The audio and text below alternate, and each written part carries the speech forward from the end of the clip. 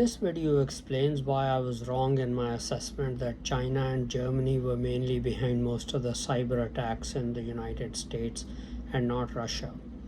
Hello friends, this is Unmasked Truth with Harmanjeet Saini, where I provide unique analysis of world events based on the unmasked truth that after surrender, Germany continued World War II clandestinely and became a killing machine. I also provide true news that you will find nowhere else. Occasionally, I need to correct myself when I have reached wrong conclusions. This is one such video. In my video of May 31, 2021, titled, I agree with the German masquerade of prophets about how United States, United Kingdom, and Israel will likely fall. I explained that in my interpretation of Bible prophecies, as well as evidence on the ground, I am in agreement with the interpretation of certain prophecies given by Gerald Flurry of the Philadelphia Church of God, who made a total commitment to the masquerade aside a little more than 2 years ago.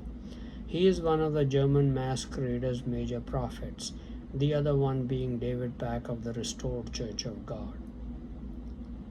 The Bible gives us an important clue on how this war will likely be waged and won by the German-led alliance. That clue is given in Ezekiel 7 verse 14. They have blown the trumpet even to make all ready, but none goes to the battle. For my wrath is upon all the multitude thereof. Concerning this verse, Gerald Flurry wrote in his publications, this passage says that trumpet of war will be blown in the nations descended from ancient Israel, primarily America and Britain. It seems people are expecting the military to mobilize, but nobody goes to battle. Will this occur because of cyber terrorism? Will a cyber attack shut down US communication systems?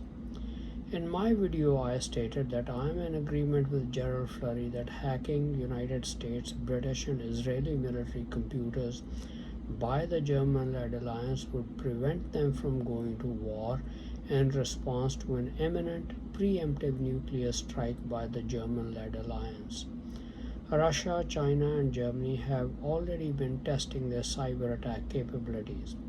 Strong evidence for that was provided in the SolarWinds attack on December 13, 2020, that targeted at least 9 US federal agencies and 100 companies.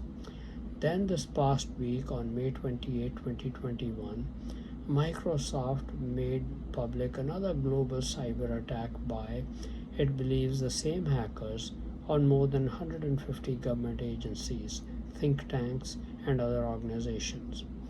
Microsoft calls the group Nobelium, which it believes to be Russian. Then on May 7, 2021, the American oil pipeline Colonial Pipeline, originating in Houston, Texas, that supplies 45% of gasoline and jet fuel to the eastern United States, suffered a ransomware attack on its computer systems that manage the operations of the pipeline. Colonial Pipeline paid a ransom of nearly $5 million to the criminal hacking group known as the Dark Side, which is also believed to be based in Russia. I also gave the example of China hacking the power grid in Mumbai, India in October 2020, disrupting services in the financial capital of India. Then on March 1, 2021, Reuters reported that China-based hackers recently targeted Indian COVID-19 vaccine manufacturers Serum Institute of India and Bharat Biotech in an attempt at theft of intellectual property to gain competitive advantage over the Indian vaccine manufacturers. Then I stated, while the US believes the hackers are based in Russia, I would not rule out the possibility of these being much more sophisticated hackers based in China, but the activity being a joint German and Chinese governments and military enterprise. They have been honing and testing their cyber warfare capabilities for at least 3 decades, because Germany has understood the prophecy concerning cyber attacks on American, British, and Israeli military systems for decades through its German masquerade of prophets. Since that video, in only 3 days, there have been 3 more cyber attacks on US businesses and transit systems. On May 30th, the world's largest meat processor, JBS, which handles 23% of American meat packing, was hit by a cyber attack. Associated Press reported that in a statement late June 2, 2021, the FBI attributed the attack on Brazil based meat processor JBS SA to R-Evil, a Russian speaking gang that has made some of the largest ransomware demands on record in recent months. White House Press Secretary Jen Psaki said, "I can assure you that we are raising this through the highest levels of the US government," she said. "The President certainly believes that President Putin has a role to play in stopping and preventing these attacks." Ransomware expert Alan Liska of the cybersecurity firm Recorded Future said JBS was the largest food manufacturer yet to be hit by ransomware, in which criminal hackers paralyze entire networks by scrambling their data. But he said at least 40 food companies have been targeted by ransomware gangs over the last year, including brewer Molson Coors and E&J Gallo Winery. The ransomware scourge reached epidemic dimensions last year.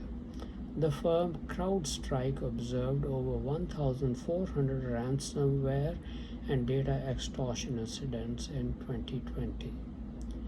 While the White House believes that Russian criminal gangs were behind the cyber attacks on JBS and the Colonial Pipeline before that, Fox News reported in an interview with Fox News senior strategic analyst and retired Army General Jack Keane that the Russian government is involved in the criminal activities. He stated, "What is really happening here, which is something the country has to come to grips here, particularly the government, in dealing with this, and also educate the American people that Russia and our adversaries are conducting massive cyber warfare campaigns to undermine Western democracies and disrupt the institutions in those democracies and the people's confidence in them, with a particular focus on the United States."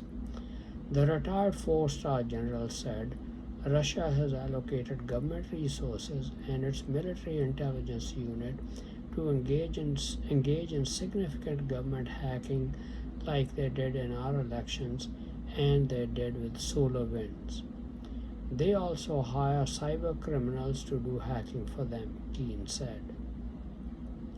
Biden is expected to raise the issue with Putin during their summit in Geneva on June 16th, later this month. Keane said the White House must explicitly call them, that is Russia, out on it. And do what we did in 2018 and 2020 when they undermined our elections. Attack them back, he said. President Trump admitted that we took those actions. Hopefully, we are taking that action now. Secondly, Keane explained, what they did last month in the Colonial Pipeline, we should have sanctioned them for that and gone after their oil and gas industry and hurt them. They have to pay a price for it. It's absurd to dissociate the Russian government from widespread criminal activity. Based on this latest information, my view has changed. I had thought that most of the criminal cyber activity is the handiwork of the Germans and the Chinese, and the USA may not know it while it blames Russia. It seems our IT intelligence experts can quite accurately identify where cyber attacks are originating from. While Vladimir Putin may be a Jew, it seems that not too many Russians identify themselves as Jews. That is not to say that Jews would not involve themselves in criminal activities or activities to undermine the United States. But the continual criminal ransomware, cyber activity, and interference in US elections from Russia indicates that Russia as a nation is hostile to the United States. Russia is the only country engaged in cyber attacks on the United States.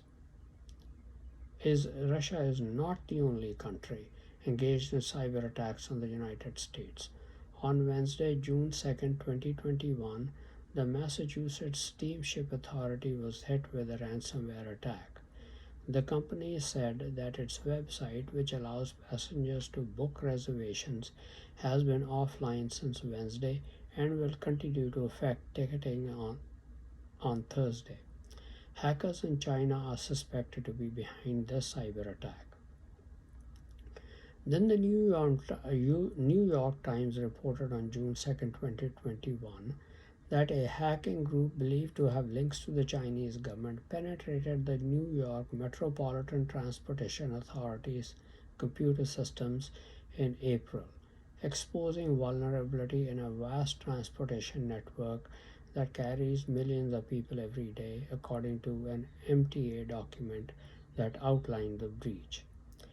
The hackers did not gain access to systems that controlled train cars and rider safety were not at risk, transit officials said, adding that the intrusion appeared to have done little, if any, damage. But a week after the agency learned of the attack, officials raised concerns that hackers could have entered those operational systems or that they could have continued to penetrate the agency's computer systems through a back door, the document also shows. Another vulnerability for the United States is that some of our best high tech companies, such as Alphabet and Google, are headed by Indians who are allied with the Germans and the Chinese. They and many other high tech United States and British firms employ Indians who are also allied with the Germans and the Chinese. In addition, a vast majority of American corporations rely on Indian programmers for developing and maintaining their IT systems, which also makes them highly vulnerable to cyber attacks. Based on this latest information, in addition to Germany, China, and India, we must add Russia as a major threat to our national security. To a lesser extent, even North Korea and Iran should be considered threats. Thank you very much for watching this video. Please continue to watch my videos and read my articles on important world events, advice on health and medical problems, and much more for in-depth and insightful analysis.